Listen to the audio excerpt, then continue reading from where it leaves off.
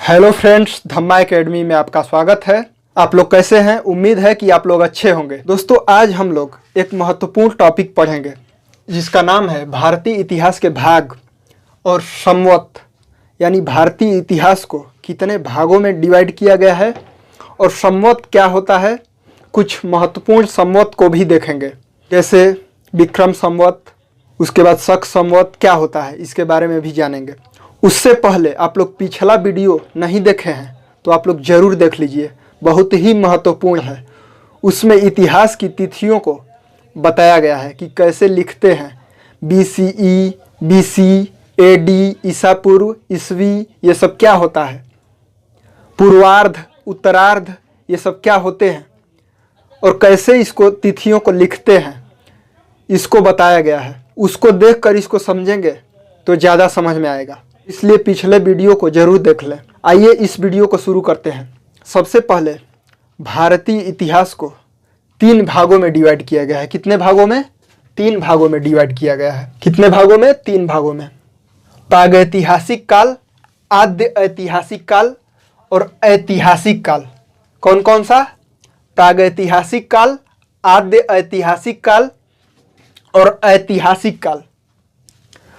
ये क्या है? प्रागैतिहासिक काल यानी प्री हिस्टोरिक एज। क्या? Prehistoric age. ये क्या है? Protohistoric age. क्या है? Protohistoric age. ये क्या है? हिस्टोरिक एज या हिस्टोरिक पीरियड। हम लोग ये जान लेते हैं कि ये होता क्या है। प्रागैतिहासिक काल, आद्य ऐतिहासिक काल और ऐतिहासिक काल होता क्या है। कई बार इससे भी प्रश्न पूछ देता है। इतिहास और कला यानी हिस्ट्री एंड विजुअल आर्ट्स, दोनों के लिए ये वीडियो बहुत ही महत्वपूर्ण है। तो आइए देखते हैं प्रागैतिहासिक काल। दोस्तों, प्रागैतिहासिक काल उस काल को कहते हैं जिस समय मनुष्य ने अपना कोई लिखित विवरण नहीं छोड़ा। क्या नहीं छोड़ा? लिखित विवरण नहीं छोड़ा। कुछ भी लिखित विवरण नहीं छोड़ा। चित्र तो बनाया, भित्ति चित्र तो मिले हैं, आदिमानव ने भित्ति चित्र बनाया, लेकिन लिखा नहीं, लिखित विवरण नहीं छोड़े। तो उस काल को क्या कहते हैं? प्रागैतिहासिक काल। क्या कहते हैं? प्रागैतिहासिक काल यानी प्री हिस्टोरिक पीरियड। और कब से कब तक है? 30,000 ईसा पूर्व से 5,000 या 3,000। 5 कहीं कहीं दिया रहेगा, कहीं कहीं 3,000 दिया रहेगा, दोनों ही सही है। जो ऑप्शन में रहेगा वो मार देंगे आप। प्रागैतिहासिक काल को 3 भागों में डिवाइड किया गया है। कितने भागों में? 3 भागों में डिवाइड किया गया है। 3 भाग क्या कौन कौन से हैं? पूर्व पाषाण काल। क्या है? पूर्व पाषाण काल यानी पूरा प्रस्तर काल या पूरा पाषाण काल भी कहते हैं। पाषाण यानी पत्थर, पत्थर के लिए प्रयोग हुआ है पाषाण। इसको इंग्लिश में क्या कहते हैं? Megalithic period. क्या? Megalithic period. मेगालिथिक पीरियड या इसके अलावा कहते हैं पैलियोलिथिक। पैलियोलिथिक पीरियड या एज 30,000 ईसा पूर्व से लेकर 25,000 ईसा पूर्व। सेकंड क्या है? मध्य पाषाण काल। क्या? मध्य पाषाण काल। इसको इंग्लिश में क्या कहते हैं? मेसोलिथिक पीरियड या एज। और इसका काल क्या है? 25,000 से लेकर 10,000 ईसा पूर्व तक, 25,000 से 10,000 BCE तक। और तीसरा है नवपाषाण काल। क्या? नवपाषाण काल यानी नव प्रस्तर काल। इसको क्या कहते हैं? इंग्लिश में नियोलिथिक एज या नियोलिथिक पीरियड। और इसका समय क्या है? 10,000 से लेकर 5,000 या 3,000 ईसा पूर्व तक, यानी 10,000 BCE से लेकर 5,000 या 3,000 BCE तक। 5,000 देगा या 3,000 तक देगा, दोनों में से कोई एक देगा। दूसरा पार्ट क्या है? भाग क्या है इतिहास, भारतीय इतिहास के? आद्य ऐतिहासिक काल। क्या? आद्य ऐतिहासिक काल।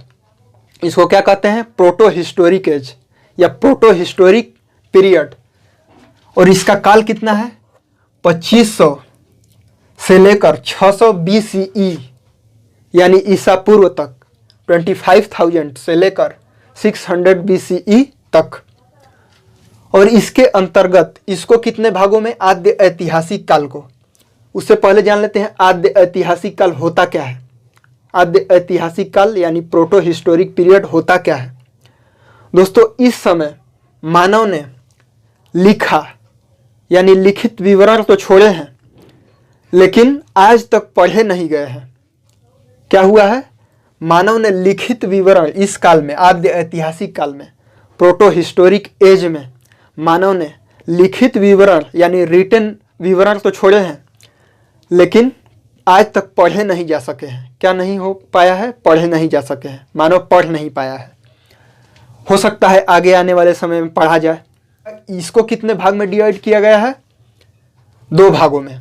पहला क्या है? सिंधु घाटी सभ्यता यानी इंडस वैली सिविलाइजेशन। और ये क्या है? इसका पीरियड क्या है? 2300 से लेकर 1750 ईसा पूर्व तक, यानी 23,000 से लेकर 1750 BCE तक। दूसरा क्या है? वैदिक सभ्यता। क्या है? वैदिक सभ्यता यानी वैदिक पीरियड।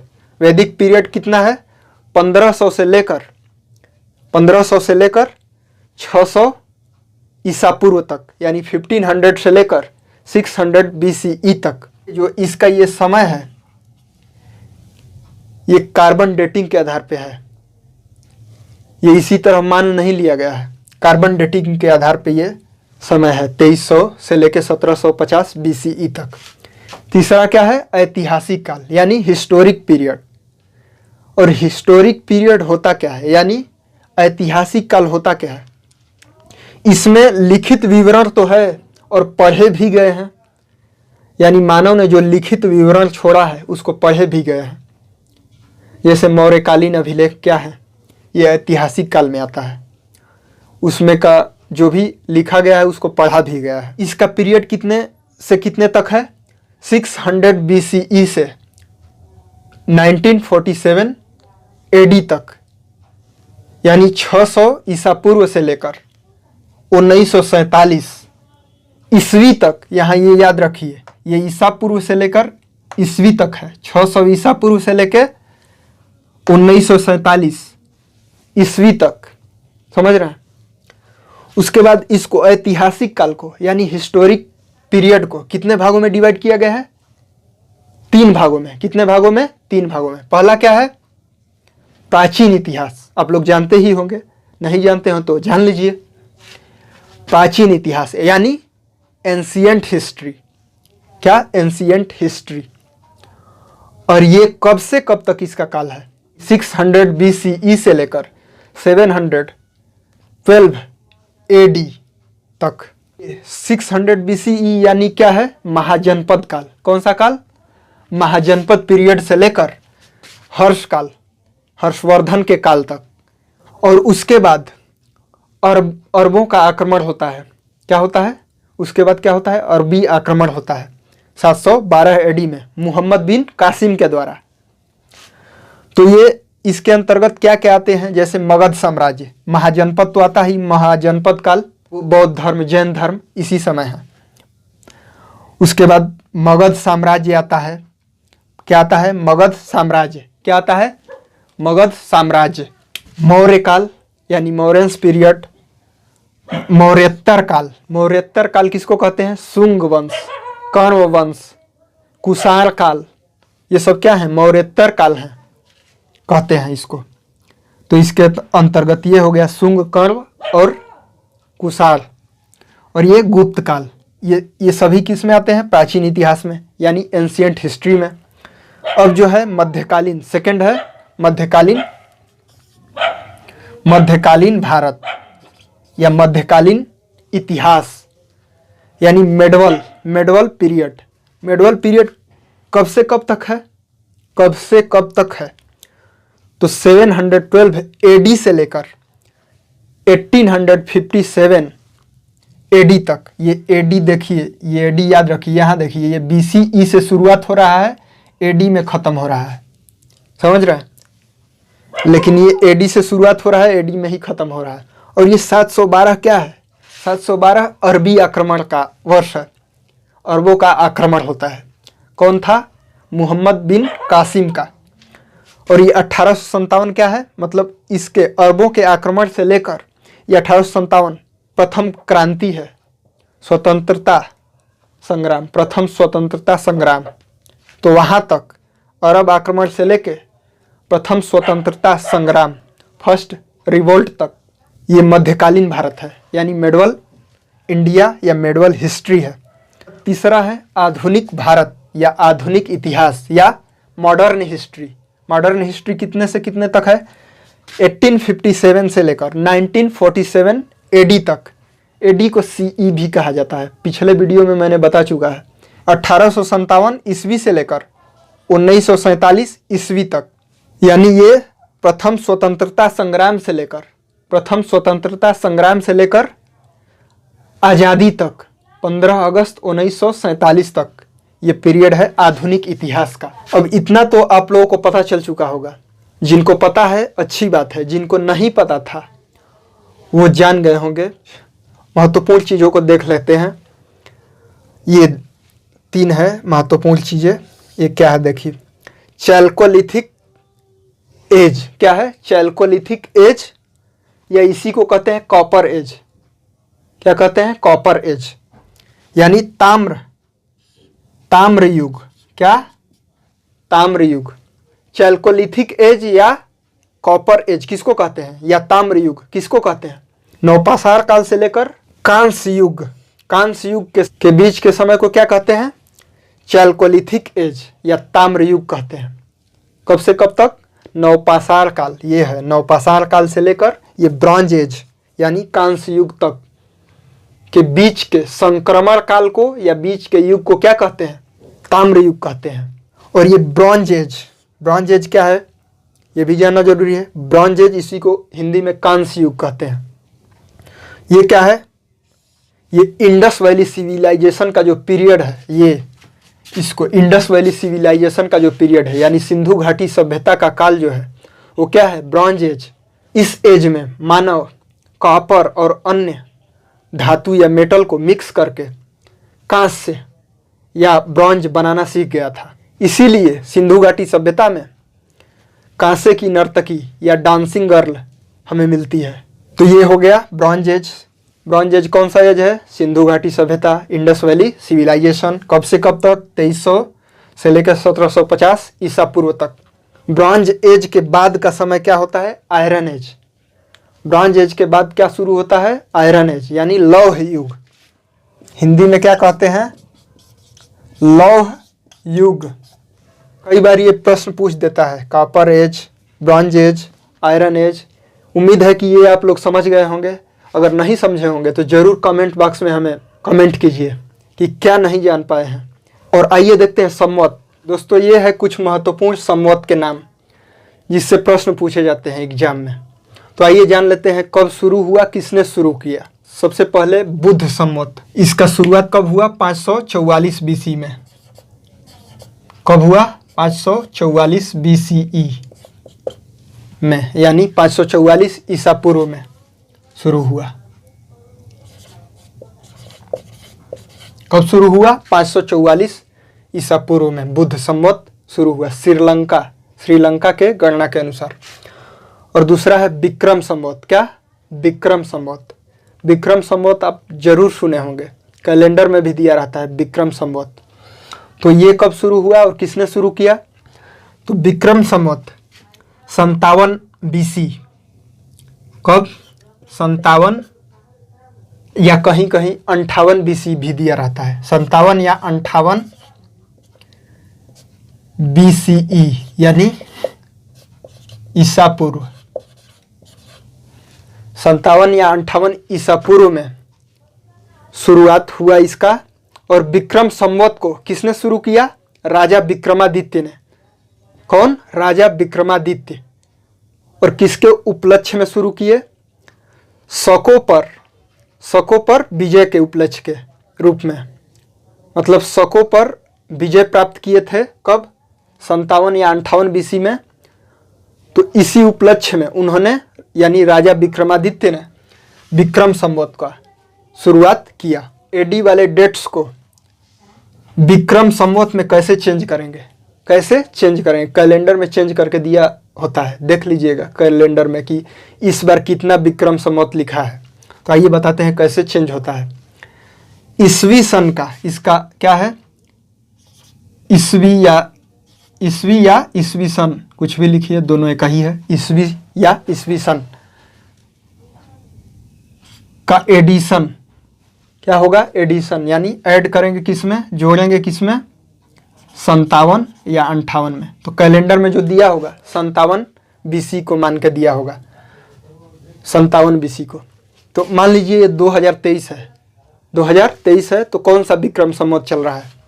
तो इसमें आइए एग्जाम्पल जोड़ लेते हैं, एक एग्जाम्पल देखते हैं और जोड़ लेते हैं। एग्जाम्पल में देखिए 2023 है, क्या है, 2023 चल रहा है, तो इसके जगह पे क्या लिखे, 2023 AD, और प्लस किससे करना है, 57 से, यानी 57 से। तो क्या आएगा, 2080, क्या आएगा, 2080, क्या आएगा, 2080 विक्रम संवत। इस समय क्या चल रहा है, 2080 विक्रम संवत। जाके कैलेंडर में आप देख सकते हैं, लिखा होगा 2080 विक्रम संवत, विक्रम संवत। ये कौन किए थे, राजा विक्रमादित्य, विक्रमादित्य। ये गुप्त काल वाले विक्रमादित्य नहीं हैं, ये उनसे पहले वाले विक्रमादित्य हैं। गुप्त काल वाले जो विक्रमादित्य हैं ये इन्हीं का उपाधि धारण किए हैं, उपाधि के रूप में विक्रमादित्य बाद में इनके बाद प्रयोग होने लगा।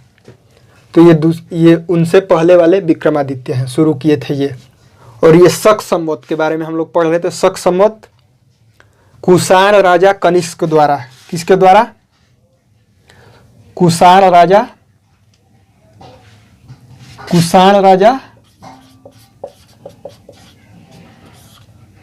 कुषाण सम्राट कनिष्क का नाम तो आप लोग सुने ही होंगे, कनिष्क।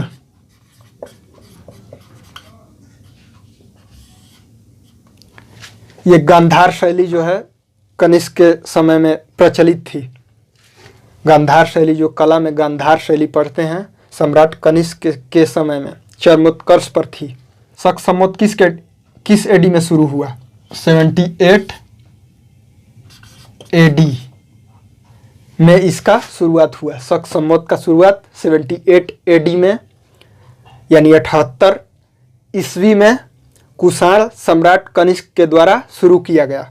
AD को शक संवत में कैसे परिवर्तित करें, कैलेंडर में दिया होता है, परिवर्तित करके कैलेंडर में दिया होगा।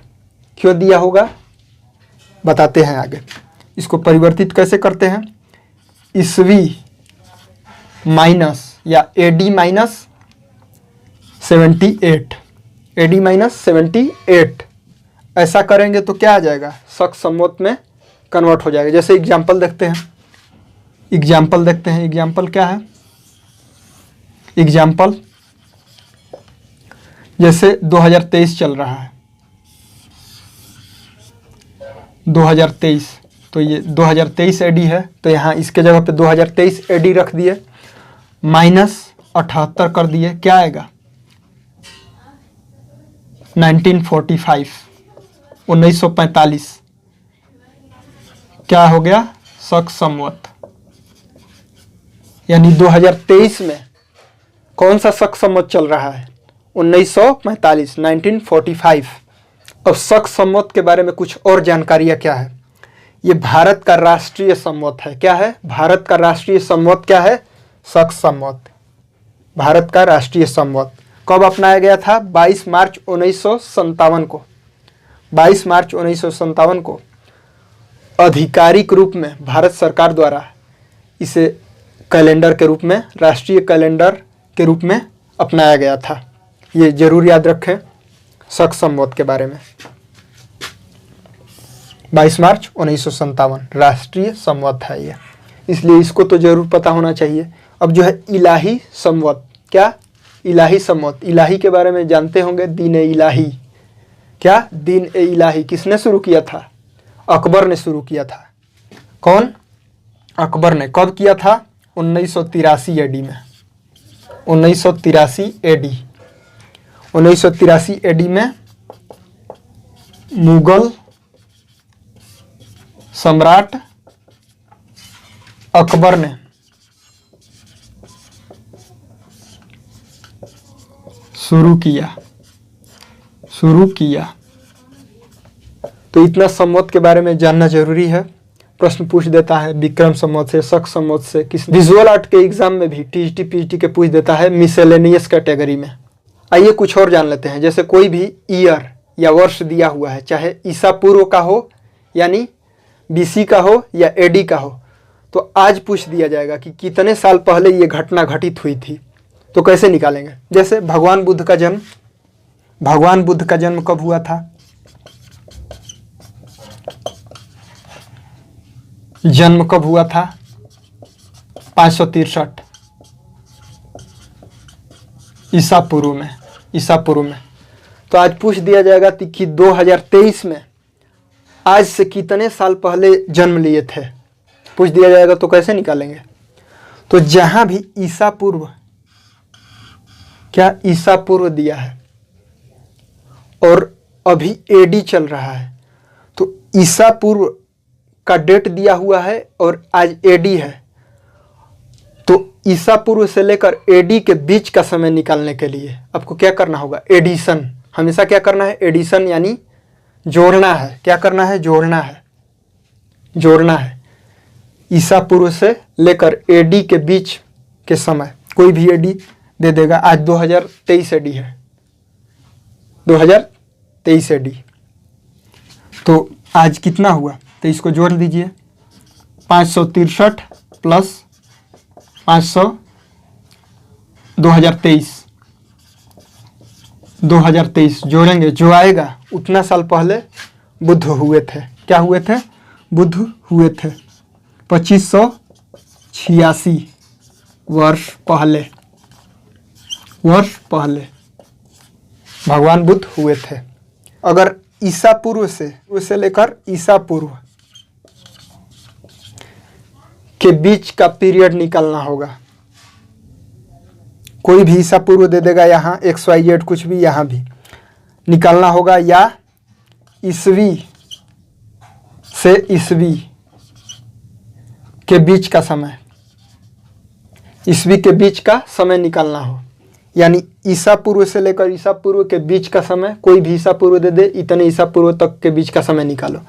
या एडी का दे दे, एडी से एडी के बीच का समय, तो क्या करेंगे? हमेशा घटाएंगे। क्या करेंगे? घटाएंगे। जैसे 563 ईसा पूर्व में भगवान बुद्ध का जन्म हुआ था। क्या हुआ था? जन्म हुआ था। और मृत्यु कब हुई थी? 483 ईसा पूर्व में। तो कितना वर्ष बाद मृत्यु हुआ? ये निकालने के लिए क्या होगा? ये घटाएंगे। 483 को घटाएंगे तो क्या आएगा? 80 वर्ष आएगा। क्या आएगा? 80 वर्ष। एडी और एडी के बीच का समय निकालने के लिए क्या करेंगे? हमेशा सब्ट्रैक्ट, यानी घटाएंगे। और बीसी और बीसी के बीच का समय निकालने के लिए भी क्या करेंगे? घटाएंगे। कहानी में ट्विस्ट तब आएगा जब बीसी और एडी के बीच का समय निकालना होगा, तब जोड़ेंगे। केवल एक कंडीशन में जोड़ेंगे। तो उम्मीद है कि आज का टॉपिक आप अच्छे तरीके से समझ गए होंगे और भविष्य में इस टॉपिक से कोई भी आपको कन्फ्यूजन नहीं होगा। अगर यह वीडियो आपको अच्छा लगा होगा तो अपने दोस्तों के साथ ज़रूर शेयर करें और चैनल को सब्सक्राइब जरूर कर लें, ताकि आने वाली वीडियो को आप देख सकें और उससे नॉलेज गेन कर सकें। आज के लिए बस इतना ही। आपका बहुत बहुत शुक्रिया।